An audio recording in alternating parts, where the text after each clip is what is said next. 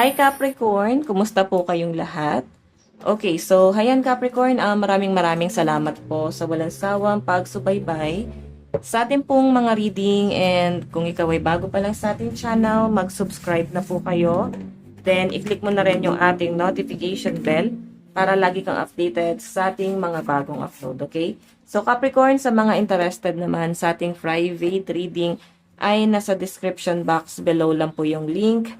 Message lang po kayo. Okay? So, by the way guys, no, yung reading natin ay monthly reading.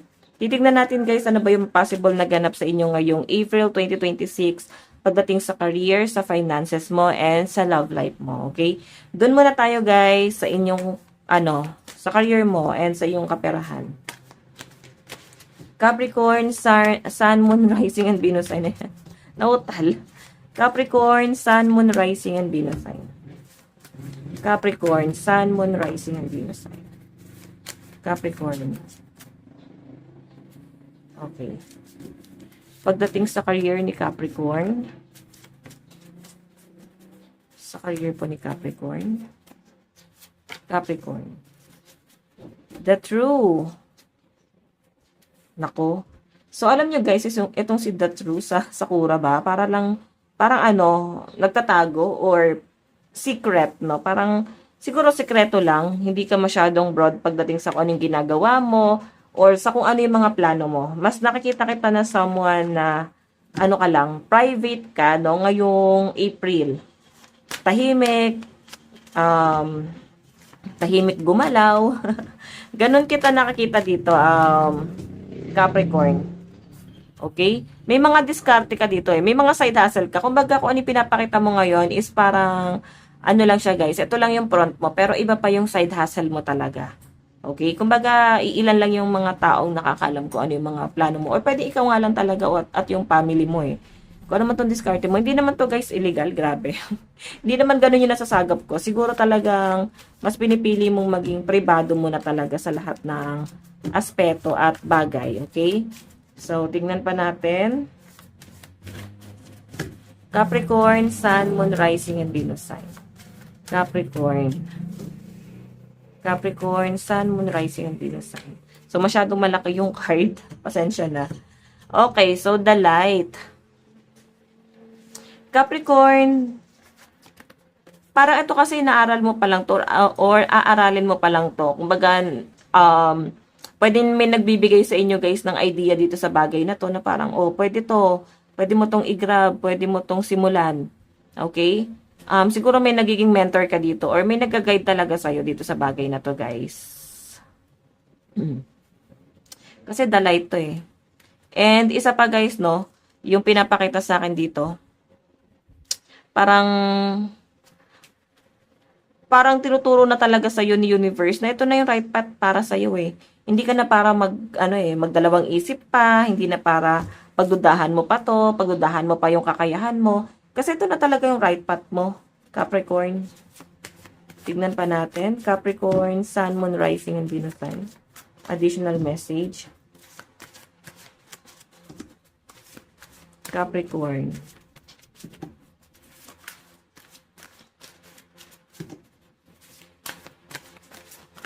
Capricorn. Okay. So, meron tayong the erase. Ang dami kasing gumugulo sa isip mo, hindi ka masyado makapag-focus, especially sa career mo, no? Pwedeng may distraction dyan sa trabaho mo, sa company, na parang panggulo talaga siya. Sinisira niya yung diskarte mo. Or pwedeng may mga kalokohan yung mga kasama mo sa trabaho na parang hindi mo nagugustuhan na ginagawa nila yon. Okay? Kagaya nga na sabi ko guys, parang distracted ka na parang baka madamay ka dito kahit wala ka namang ginagawa kasi kaibigan mo sila, ka-close mo sila. O iba naman sa inyo guys, pwedeng hindi ka kampante na nandito siya. Kasi parang feeling mo masyado nilang tinitignan yung mga galaw mo.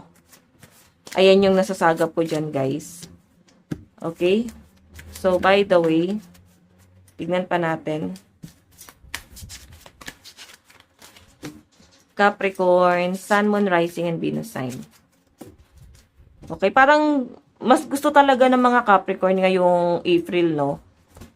Na meron kasi simulang business, pero ano lang siya, parang Sa sarili mo siguro, baka business to guys. Kasi ayaw mo nang parang may magkocontrol sa'yo. Ayaw mo nang parang may nag-o-observe sa'yo. So, I think kung meron kasi simulan na business dito guys, ayan. May naliliwanagan ka dito eh. May nai-imagine kang pwedeng simulan na business. Okay, magiging business-minded ang mga Capricorn ngayong ano. Ngayong April 2026, no? Tignan pa natin. Sa pera mo guys, marunong ka mag-control eh. Kasi pinapakita sa akin Capricorn, pagdating sa finances mo, ano talaga siya? Kaya mo siyang i-manage, no? Sabihin na natin guys na kung sa tingin ng ibang tao magastos, pero alam mo kasi kung paano siya i-handle talaga. May control ka pagdating sa pera mo. Okay? So, by the way, ayan, luck. Diba? Ayan, oh. So, isa sa mga motto mo ngayong April, mag-ipon at saka mag-save. Hindi ka masyadong maggagastos talaga ng malaki ngayong April. Meron ka atang pag-iipunan. Okay? Yun yung pinapakita sa akin dyan, guys.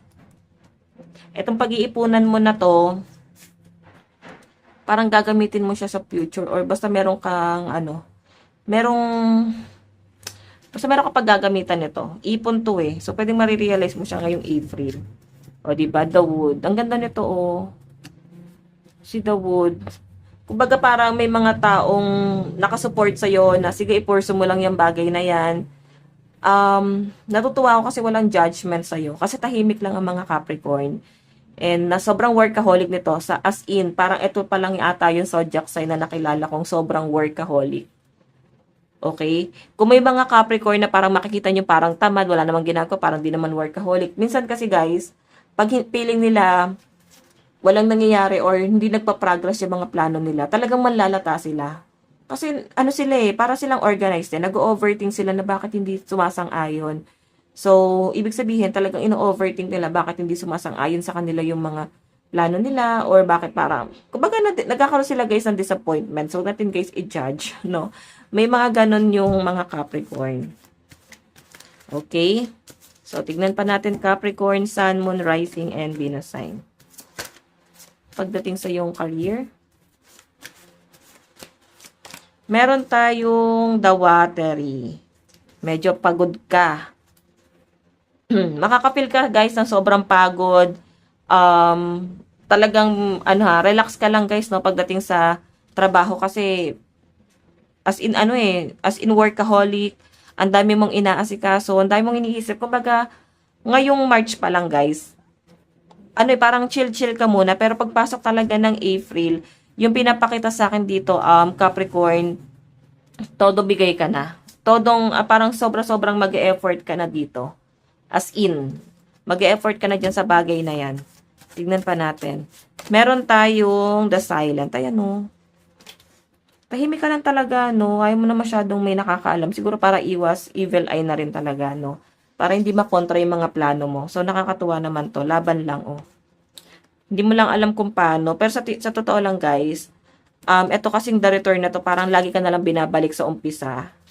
Okay lang yun guys, ang dami ng failure na nangyayari sa mga Capricorn. Ang dami yung sinisimula na parang lagi na lang kayong nagfe-fail. Minsan kasi guys, wala ka kasi natututunan doon sa bagay na yun. Kaya feeling mo binabalik at binabalik ka doon. Okay, so ngayon kasi guys, talagang mas desidido ka na. Iba yung aura mo, iba yung lakas mo ngayong April. As in, parang ibinabalik ka doon sa lakas mo. Okay, so nakakatuwa to. Titignan pa natin sa daloy ng pera mo guys, kung paano mo siya i-manage. Again, mag-iipon talaga. Okay? Naging magastos ka nitong mga nakaraang buwan, nitong first quarter, no?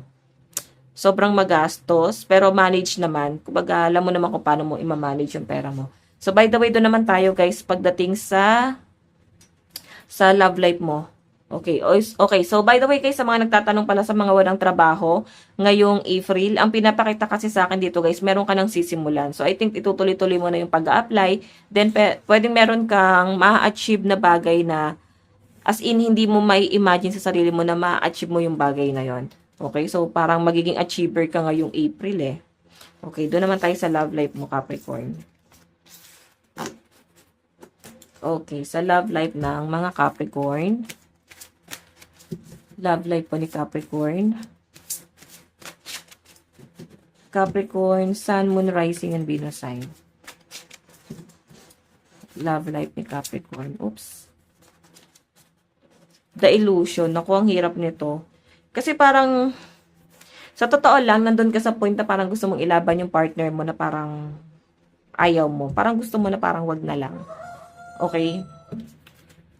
Pero nandun ka sa point na inisip mo na basta as long as kaya namang ilaban or mahal naman namin yung isa't isa, nakikita mo rin naman yung pagmamahal nitong taong to, kung paano kanya guys pinapahalagahan, kung paano kanya minamahal.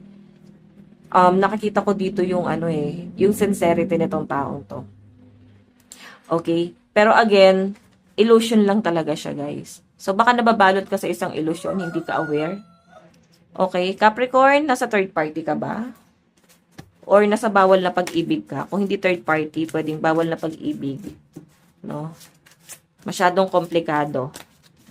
Okay, pagdating sa love life ni Capricorn, Capricorn, Sun, Moon, Rising, and Venus sign. Pagdating po sa love life, meron tayong the swords. Ayan, hindi ka makawala dito. Yung point na parang gusto mo na sanang umalis dito kasi pwedeng, yes, mahal na mahal ka niya. And iniingatan mo rin siyang wag masaktan eh. Pero ang problema lang guys, the swords kasi, stuck ka dito sa taong to, di ka makaalis. Di mo alam kung paano ka aalis dito sa connection na to. So, meron kang ibang taong nilulook forward, pero hindi mo siya makuhang i-grab. Kasi masyado ng komplikado. Yan yung pinapakita sa akin dyan, guys. Kumbaga, okay yung taong yan, may potential. Ibang tao, guys. Etong taong tinitignan mo ngayon, komplikado rin to. Then, yung taong tinitignan mo pa na iba, dalawang tao kasi nakikita ko is possible na conflict din. Marami nagmamahal sa inyo. So, parang lagi ka na sa conflict. Nandun ka lagi sa relationship na parang hindi ka makagalaw. Okay? Nandun ka lagi sa sitwasyon na parang ang hirap huminga. Pagdating sa love life ni Capricorn, ngayong April 2026. April 2026. Okay, so the shot. Tinamaan ka talaga sa taong to. Yung tipong guys, parang hindi mo rin ma-imagine, no? Parang hindi mo ma-imagine na bakit nahulog yung loob mo sa kanya. So, parang twin flame. Okay, yung tipong parang ang tagal nyo na magkakilala kahit isang beses pa lang naman kayo nagkakausap.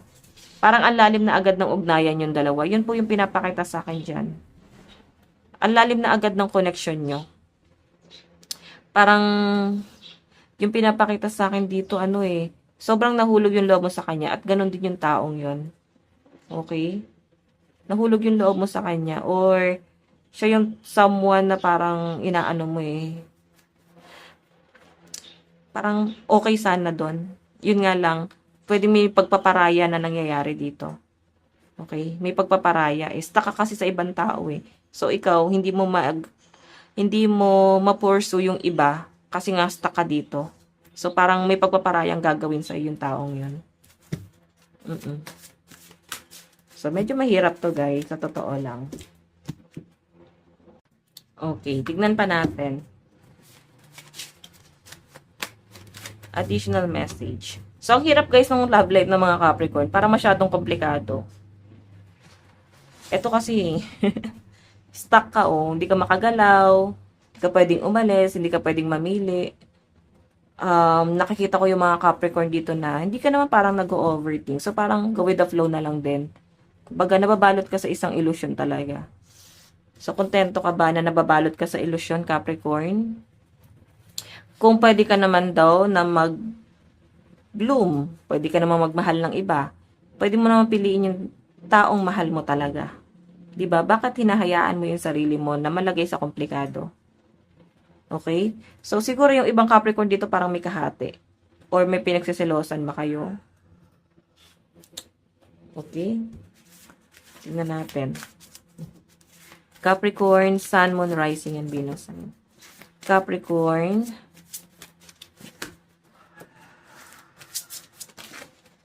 Okay, so meron tayo guys the power. Ayan ang lakas ni Capricorn, ang lakas ng sex appeal nyo.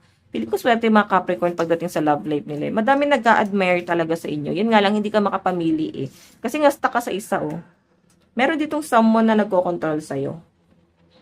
Someone na parang, kaya ka naman niyang palayain. Ang problema lang guys, yung mga sinasabi niya sa inyo is something na may pagmamanipulate na feeling ko nga kasi komplikado yung sitwasyon mo dito. Sa third party ka yata. Kaya ka naman palayain itong taong to. Pero yung mga sinasabi niya sa inyo, may pagpapalaya nga. Pero para kami na manipulate sa sinasabi niya. No? Sige, pero tandaan mo, hindi ka na pwedeng bumalik sa akin na parang ganito, ganyan, ganyan. So, the power na panghihinaan, nanghihina ka dito. Pero alam nyo guys, wag mong ismulin na. Ito sa Sakura card, si the power guys, ito yung mga malalakas, as in. Diba? Strong ka naman eh. Yun nga lang guys, pinipili mong maging mahina ngayon. Meron ka naman palang option. Pwede ka naman palang mamili ng taong mamahalin mo. Pero mas pinipili mong maging komplikado yung sitwasyon. Okay, so sa mga in relationship dyan guys, feeling ko hindi ka makawala sa relationship nyo kasi may nagtatali na. Okay? Hindi pong frustrated ka sa relasyon na to. Parang may mapifeel ka na parang hindi ka masaya. Ganon. Pero stuck kasi. Meron tayong the glow. Ayan. Iba yung aura ng mga Capricorn, no? Pag nathanap mo na talaga yung tamang tao para sa inyo, guys, iba yung glow. Parang dami nagmamahal sa mga Capricorn. Siguro iba sa inyo nasa situationship. Nasa situationship tapos parang okay na sa inyo yung ganito. Kasi meron kang ibang taong inaantay. Or in reality, conflict nga eh. Nasa ilusyon ka eh. Okay, pwede na sa social media na parang hindi mo pa nakikita tong mga taong to. Okay, or pwedeng LDR, malayo sa inyo. Okay? Di ka makapag-decide. So, stuck ka sa mundong yon na parang bukod sa realidad, may ibang mundo pala bukod doon. Na parang mas nagbibigay guys ng kaligayahan. Mas masaya ka doon sa mundong yon na nabubuo mo sa sarili mo. Okay? So, sa mga single naman dito guys, marami kayong ka-talking stage. Or, ngayong April guys, marami daw guys lalapit sa inyo mga negatibong enerhiya. Mga low frequency energy. Kasi masyado kang positive Capricorn, no? So, yung mga masasagap mo dito is mga taong negative. So, marami kang makikilala ngayong April. Marami akong nakitang tao dito eh. Okay, so possible na mag-explore ang mga Capricorn. So, meron tayong snow. Naku, medyo ngayong April guys, mawawala yung yung glow, mawawala yung parang kilig, moments, makaka-feel ka na parang kang manlalamig. I think dito sa taong kakomit mo, no? Manlalamig ka na talaga ng tuluyan sa kanya. Parang, sige, okay naman. Pero, mafe-feel mo na talaga parang may unfair na nangyayari. Okay, na parang hindi mo pala talaga deserve to. Na parang tinanggap mo sa sarili mo na okay naman yung ganito. Pero parang hindi ko pala talaga deserve yung ganun. Okay, bakit ba hinahayaan ko sa sarili ko to? Parang ganyan.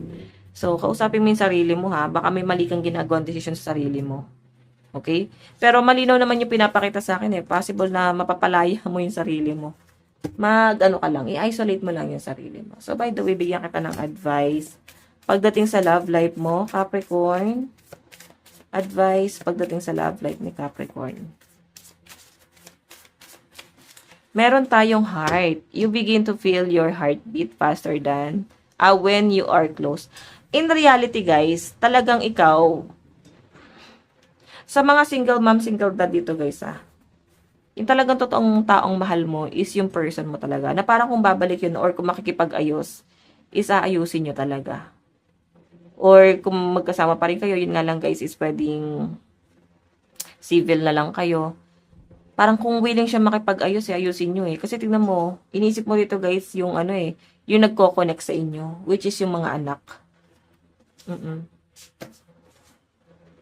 Tignan pa natin. Ano yung gusto niya sabihin sa inyo? Message. Message ng person mo sa'yo ngayon. Okay, Capricorn. Meron tayong I will wait for you, for a sign from you. Inaantay ka lang din ito guys, yung taong mahal mo talaga. Inaantay ka lang din talaga niya. Or pwedeng gumawa ka na ng hakbang pero ba't wala namang nangyayari? 'Di ba?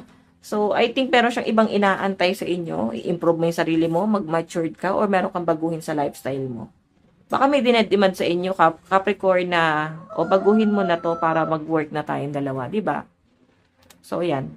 So, by the way, Capricorn, ito lang yung reading nyo ngayong April 2026. Maraming salamat. God bless and love you all. Bye-bye.